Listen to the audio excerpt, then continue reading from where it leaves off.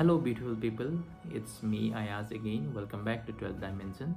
So today in this video we'll discuss about the recent crackdown of child marriage by the government of Assam.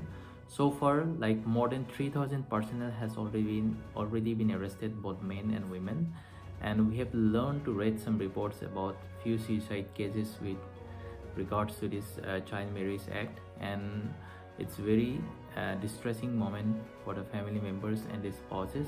So today in this video we'll try to discuss and analyze what is child marriage act and what are the reasons behind this child marriage and what are the advantages and disadvantages of this child marriage. From Assam, in a massive crackdown, the state police Or arrests have been made. massive crackdown on child marriage. Major crackdown on child marriage. Going statewide crackdown on child marriages in the state. Women have come. The Assam government's crackdown on child marriage in the state.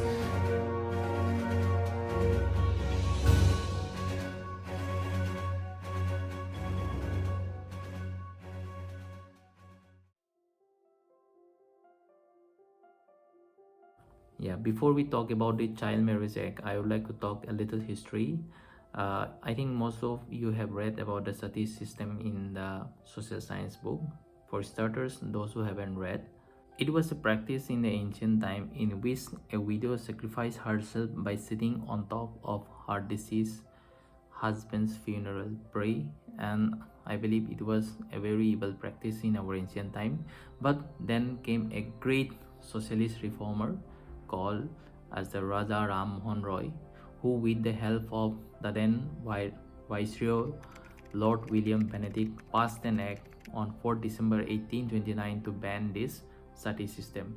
After banning of the Sati system, the widows used to face lots of problem among the society because they were given limited access.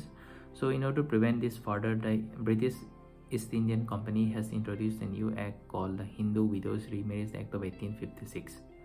Through this act, the widows were now given chance to remarry, and they were also given so many social access which was not granted earlier. So after the introduction of the Hindu Widows Remarriage Act, there was another problem that has been prevailing in different parts of the world, not just in India. So that was the killing of a girl child, so which was very a heinous act, I want to say it like. So in order to prevent this, the British India has passed a new law called the Female Infanticide Prevention Act in 1870, where the killing of the girl child was totally banned. And I think it was a very important step that was taken, and it still prevails in the several parts of the world till today. And it is also one of the reasons like the Indian government has banned to know the sex of a child before its birth. Okay, now the murder of the female infants were prevented through the Female Infanticide Prevention Act of 1870. So the next thing they saw was like there were lots of underage marriage. Like, so in order to prevent this, the British has introduced another act known as the Age of Consent Act 1891, in which the age of consent for sexual intercourse was raised for all the girls, both married and unmarried, from the age of 10 years to 12 years, and whoever violates this law, they will go through a criminal prosecution. And I think this was the first step to prevent a child marriage. And soon after the Age of Consent Act was passed, there was another important steps taken by the Britishers in the year 1829, that is the prevention of the child marriage. So an act was passed, and the name of the act was the Child Marriage Restraint Act, in which they fixed the marriageable age for girls at 14 years and for boys as 18 years. And it was also popularly known as the Sarda Act. After all, it was sponsored by the Harbilas Sarda. Okay, after the independence, this Child Marriage Restraint Act of 1929 was amended as the Prohibition of Child Marriage Act 2006, and the biggest change was the marrying age for both male and females. So it was increased for females, it was increased from 14 to 18, and for males it was increased from 18 to 21 years. So this was one of the biggest changes, and if you want to read the full act, I will give in the a link in the description below.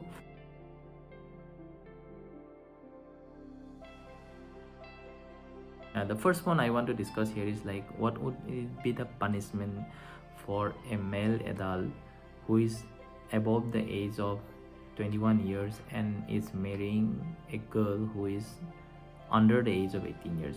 So this law states that if you marry a girl who is under the age of 18 years, so you will get a rigorous imprisonment of 2 years, and also you might have to pay a fine of rupees 1 lakh or both. Next point is about whoever is solemnizing a child marriage act. So it states that whoever performs or conducts or directs child marriage shall be punishable with a rigorous imprisonment which may extend up to 2 years, or may have to pay a fine of rupees 1 lakh. Okay, the 11th point of this act is quite interesting. I just want to read you out. It states about the punishment for promoting or permitting solemnization of a child marriage.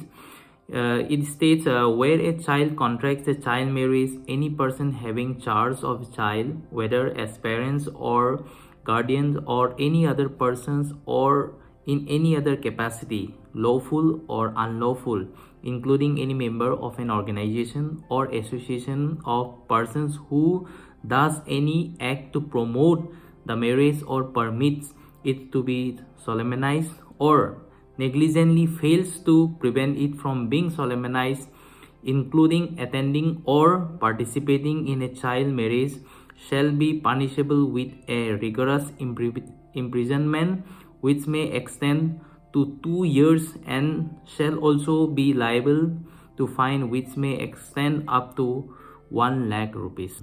Okay, that's all for today. So in the next video we'll discuss more about the child marriage, and also we'll discuss about the emotional and psychological aspects of a child, why he or she has taken such decision, and also we shall discuss about the advantage and disadvantages of this recent crackdown on child marriage. So until then, stay tuned, take care, see you soon, tada.